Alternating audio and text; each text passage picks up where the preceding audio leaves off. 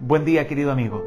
Hoy iniciaremos el estudio del libro de Eclesiastés. Así que abre tu Biblia y juntos escucharemos la voz de Dios. Antes de poder ingresar al capítulo 1 de Eclesiastés, quiero hacer una breve introducción para poder comprender lo que trata este libro. ¿Te parece? Eclesiastés está dentro del grupo de los libros sapienciales, ¿correcto? Del Antiguo Testamento.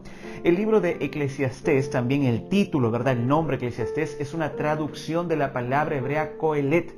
Y esta palabra hebrea Coelet significa el que congrega, ¿verdad? El que reúne, el asambleísta, el que invita a una asamblea, o también es conocido o traducido como el predicador. Ahora, yo quiero mencionarte lo siguiente. Debemos recordar que en el Israel, ¿verdad? Antiguamente, en los tiempos bíblicos, se tenía la costumbre de que los ancianos, los más sabios, reunían, citaban a una asamblea para que ellos puedan exponer, para que ellos puedan entregar sus conocimientos. Y esto a veces los hacían en las plazas, en las puertas de las ciudades, o a veces también lo hacían cuando terminaban una comida, ¿verdad? Se sentaban, citaban, reunían, llamaban a las personas a una asamblea. Ahora bien, nosotros tenemos que recordar lo siguiente. 7 veces aparece esta palabra hebrea Coelet en toda la Biblia. Y esas 7 veces aparece dentro del mismo libro. ¿Cuál es el tema central? ¿Cuál es el tema central del libro? Debemos recordar lo siguiente. El tema central del libro es mostrarnos la insignificancia de todo lo temporal que acontece en la vida. Ahora, ¿quién es el autor de este libro de Eclesiastés? La versión de los 70, ¿verdad? Y también la versión aramea, ¿verdad? O conocida como el Targum, identifican a Salomón como el autor del libro de Eclesiastés. Es interesante porque si tú revisas desde el capítulo 1 al capítulo 12, no vamos a encontrar en ningún momento, ¿verdad?, que diga que Salomón propiamente tal es el autor. Sin embargo, sí encontramos características. Por ejemplo, yo te invito a que tú revises ahí en tu Biblia el capítulo 1, el versículo 12 y también el versículo 16. Es por eso, ¿verdad?, que se sustenta que Salomón, ¿verdad?, es el autor de Eclesiastés. Ahora bien, ¿cuál es la forma en que fue escrita Eclesiastés? ¿A qué audiencia se dirigió? Es interesante darnos cuenta de que Eclesiastés fue escrito para ricos, para personas, ¿verdad?, que tenían acceso a las cortes reales. Era para una élite principal de Israel, queridos amigos. Pero todo lo que fue escrito en el libro de Eclesiastés es también para ti y para mí. Nosotros podemos aplicar el mensaje de Eclesiastés perfectamente bien para este tiempo. Ahora sí, rápidamente, vamos al capítulo 1. Mira, el versículo 1 dice: palabras del predicador, hijo de David, rey de Jerusalén. ¿Correcto? Ahí podemos darnos cuenta, podemos inferir, suponer de que el libro de Eclesiastés fue escrito por Salomón. El versículo 2 dice lo siguiente: vanidad de vanidades, dijo el predicador. Vanidad de vanidades, todo es vanidad. Querido amigo, esta palabra, vanidad de vanidades, proviene de la palabra hebrea Hebel. Y esta palabra se repite 28 veces solamente en Eclesiastés, porque en algunas partes del Antiguo Testamento vuelve a repetirse, como en Salmos, como en Proverbios, ¿correcto? 28 veces. Y esta palabra Hebel significa vapor pasajero. Vapor pasajero, como querer atrapar o ir tras del viento. Yo no sé si tú en algún momento has querido atrapar el vapor. Tal vez tú en algún momento has querido tomar, encapsular, agarrar, asirte del viento o de un vapor. Eso es imposible, tal vez tú responderás, ¿verdad? Pero esto es una metáfora apropiada para la naturaleza transitoria de la vida.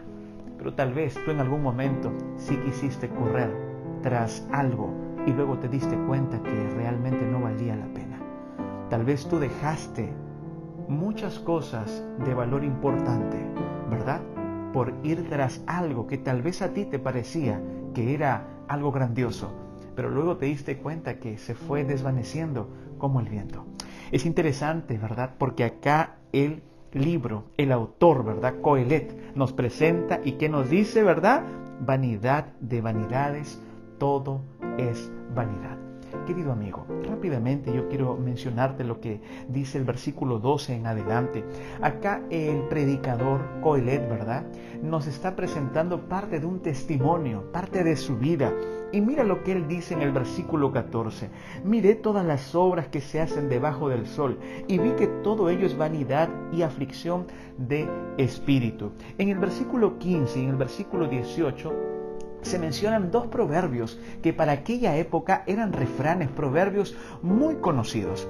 Es sugerente mencionar que en Israel había una ciudad muy cercana, y en esta ciudad muy cercana a Israel se generó un poema que es conocido, ¿verdad? Era conocido como el poema de Gilgamesh, y dentro de ese poema es interesante que el versículo 15 y el versículo 18 nosotros podemos encontrarlos de una manera muy similar a como lo presenta acá Qoheleth, el predicador.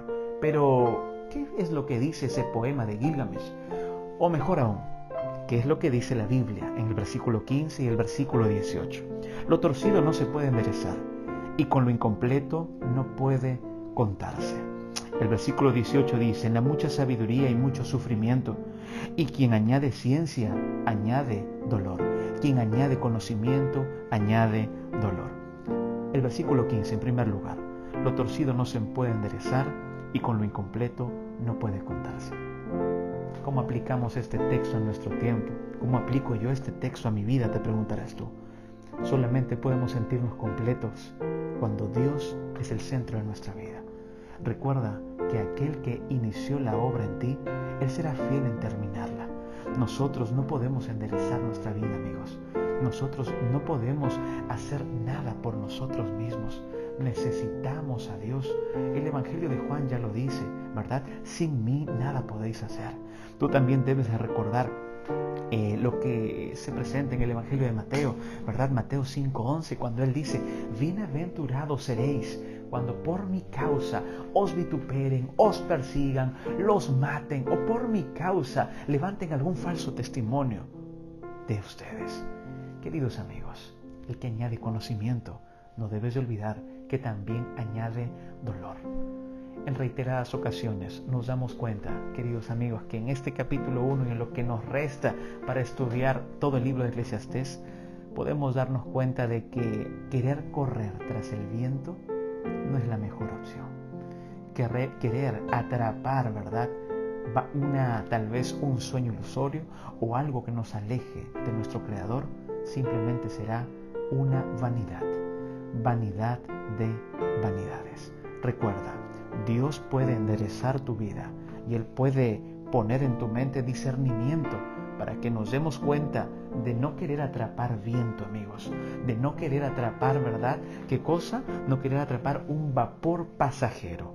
Por el contrario, debemos asirnos de nuestro Dios, porque Él es un Dios real, un Dios que endereza nuestra vida y que nos hace sentirnos completos.